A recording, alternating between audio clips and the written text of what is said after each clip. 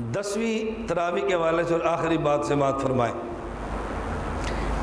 جب آپ کی گفتگو ہو غیر مقلدین سے اور بات آپ کو سمجھانی پڑے تو آپ ان سے جو بات کریں گے آپ ان سے کہیں بھئی پورے عمل پر حدیث پیش کرو، اور ہم بھی پورے عمل پہ حدیثیں پیش کرتے ہیں۔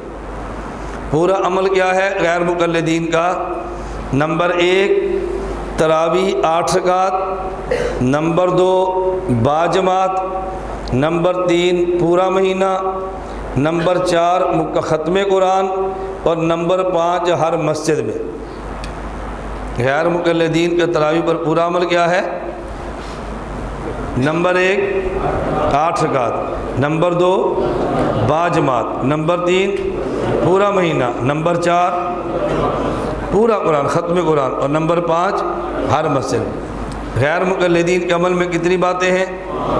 نمبر 1 8 رکعت، نمبر 2 باجماعت، نمبر 3 پورا مہینہ، نمبر 4 ختم قرآن، نمبر 5 ہر مسجد۔ غیر مقلدین سے کہو اپنے پورے عمل پر کوئی حدیث پیش کرو۔ رسول اللہ صلی اللہ علیہ وسلم نے 8 پڑھی ہوں، پورا مہینہ پڑھی ہوں، باجماعت پڑھی ہوں، پورا قرآن ختم کیا ہو، اور مسجد نبی کے علاوہ اور مسجدوں میں بھی پڑھائی ہوں، ہمیں حدیث سنا دو تاکہ ہمیں پتہ چلے کہ تمہارا پوری حدیث پر عمل ہے۔ ہم مکمل دین والے ہیں، تم ادھورے دین والے ہو۔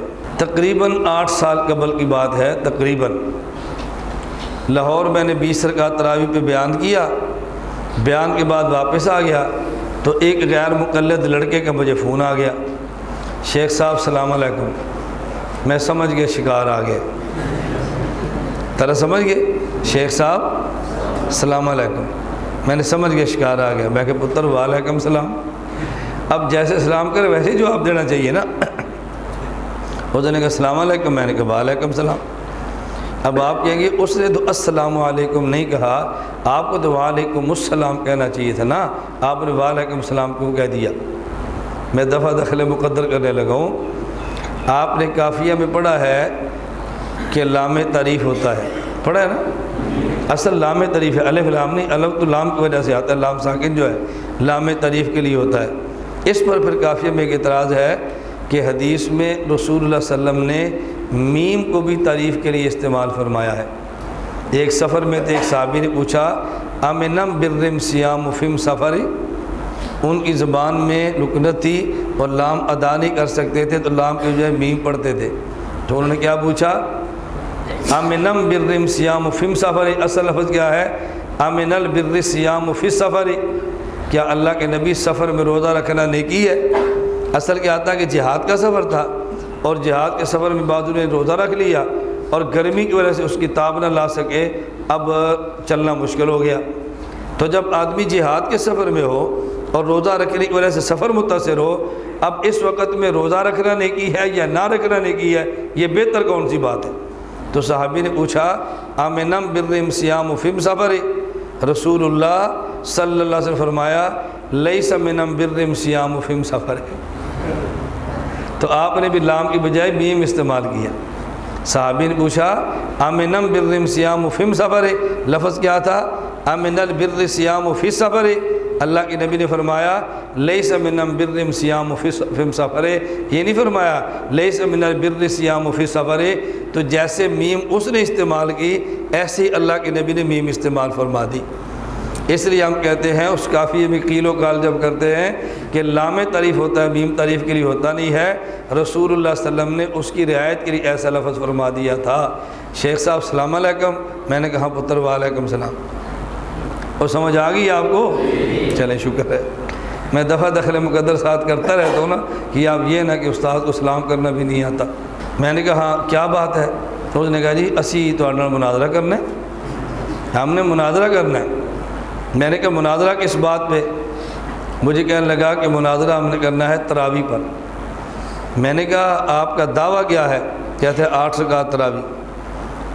تو میں نے کہا بھی دیکھو ہمارا مقصد کسی آدمی کو ذلیل اور رسوا کرنا نہیں ہے، میں آپ کو پہلے سوالات بتا دیتا ہوں، آپ اپنے مناظر کو بتا دیں تاکہ جب وہ آئے تو سوالات کی تیاری کر کے آئے اور دوران مناظرہ آپ کے مناظر کو شرمندگی نہ ہو۔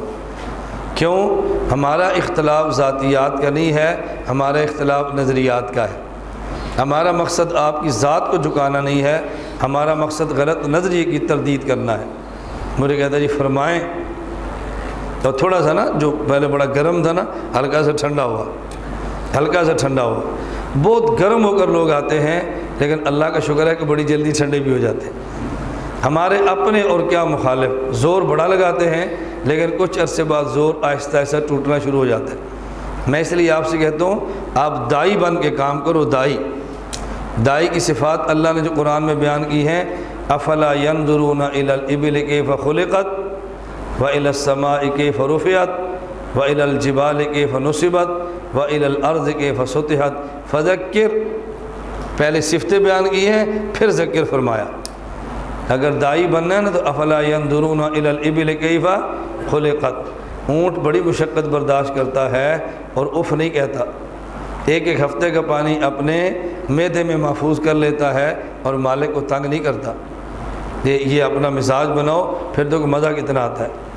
افلا ينظرون الى الابل كيف خلقت والى السماء كيف رفعت، دیکھو آسمان کتنا بلند ہے۔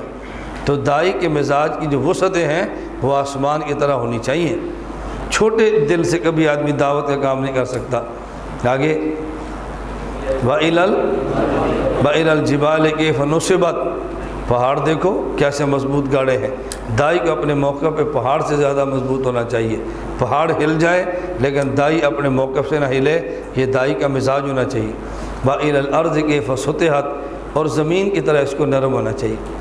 زمین پر کوئی تھوک بھی دے تو چیختی نہیں ہے، زمین پر کوئی پخانہ بھی کرے تو کھپ نہیں ڈالتی، تواضع کی انتہا ہے۔ جو دبدائی اس طرح ہونا، فذکر، پھر نصیحت کرو، پھر دیکھو اللہ آپ کی نصیحتوں میں برکتیں کتنی ڈالتے ہیں۔ تو میں نے اسے کہا دیکھو بیٹا ہم رسوا نہیں کرتے، ہم چھوٹی سی آپ کو بات کہتے ہیں۔ مجھے کہتے جی بتائیں، میں نے کہا تراویح 8 رکعت ہے یا 20؟ مجھے کہتا ہے 8۔ میں نے کہا یہ آپ اپنی تراویح کہاں سے ثابت کرو گے؟ مناظر سے پوچھنا۔ کہتے جی کہاں سے ثابت کریں گے؟ قرآن حدیث سے کریں گے۔ میں نے کہا تراویح قرآن میں ہے؟ مجھے کہتا ہے نہیں۔ تو میں نے کہا جب قرآن میں ہے ہی نہیں تو آپ ثابت کیسے کرو گے؟ اور نہیں ہم حدیث سے ثابت کریں گے۔ میں نے کہا ٹھیک ہے حدیث سے ثابت کر لو۔ اب میں آپ سے سوال کرتا ہوں کہ آپ تراویح باجماعت پڑھتے ہو یا بغیر جماعت کے؟ مجھے اس نے کہا جماعت کے ساتھ۔ میں نے کہا جماعت آپ 3 رات کراتے ہو یا پورا مہینہ؟ مجھے کہتا ہے پورا مہینہ۔ تو میں نے کہا پورا مہینہ تراویح کی جماعت اب کون سی حدیث سے ثابت کرو گے؟ اس نے کہا نہیں ہم صحابہ کرام سے ثابت کریں گے رضی اللہ عنہ۔ قرآن بھی گیا حدیث بھی گئی، اب کون رہ گئے؟ صحابہ کرام رضی اللہ عنہ مجمعین۔ میں نے کہا پورا مہینہ جماعت صحابہ کرام سے ثابت کرو گے؟ کہتا ہے جی ہاں۔ تو میں نے کہا آپ پورا مہینہ جماعت ثابت کرو گے تو صحابہ تو جماعت بھی کراتے تھے اور 20 پڑھتے تھے، تو پھر آپ 8 کہاں سے ثابت کرو گے؟ اس نے کہا حضور پاک سے۔ کیسے؟ 8 کن سے؟ حضور پاک سے۔ اور میں نے کہا پورا مہینہ جماعت؟ کہتے ہیں صحابہ کرام سے۔ میں نے کہا مجھے آپ کی پالیسی سمجھ نہیں آ رہی، رکعتیں حضور سے لے رہے ہیں اور راتیں صحابہ سے لے رہے ہیں، نہیں سمجھ آئی؟ رکعتیں آپ نے کن سے لی ہے اور راتیں کن سے لی ہے؟ میں نے کہا صحابہ کرام کو راتوں کا پتہ تھا اور ان کو رکعتوں کا پتہ نہیں تھا حضور نے کتنی پڑھی ہے۔ یعنی تجھے پتہ چل گیا کہ اللہ کے نبی 8 پڑھتے تھے اور صحابہ کو پتہ نہیں چلتا کہ اللہ کے نبی کتنی پڑھتے تھے۔ جنہوں نے حضور کے پیچھے پڑھی ہے ان کو نہیں پتہ، اور جس نے حضور کے پیچھے پڑھی کا 1500 سال بعد کا بندہ ہے اس کو پتہ کہ نبی پاک صلی اللہ علیہ وسلم کی رکعتیں کتنی ہیں۔ میں نے کہا بتاؤ صحابہ کو راتوں کا پتہ تھا تو رکعتوں کا پتہ نہیں تھا؟ کہتا جی پتہ تھا۔ تو میں نے کہا پھر پڑھتے کیوں نہیں تھے اگر پتہ تھا تو؟ جب ان کو پتہ تھا نبی پاک کی تراویح 8 ہے تو وہ 20 کیوں پڑھتے تھے؟ وہ کون سا معصوم ہے؟ غلطی نہیں ہو سکتی۔ میں نے کہا ایک آدھ ہو تو معصوم نہیں ہے، جب سارے جمع ہو تو پھر بیٹا وہ معصوم ہے۔ جب سارے جمع ہو تو پھر، اس پر میں تفصیل سے بات کر چکا ہوں نا، صحابی اکیلا ہو تو محفوظ ہے اور جب جمع ہو جائے تو پھر معصوم ہے۔ میں نے کہا میں صحابی کی بات نہیں کر رہا، میں صحابہ کرام کی بات کر رہا ہوں رضی اللہ تعالی عنہ مجمعین۔ 8 سال گزر گئے ابھی تک دوبارہ فون نہیں آیا کہ ہم نے 20 رکعت تراویح پہ مناظرہ کرنا ہے۔ 1 رکعت پر بھی 1 سال ہونا تو تب بھی 8 رکعتوں کے 8 سال تو بن ہی جاتے ہیں نا۔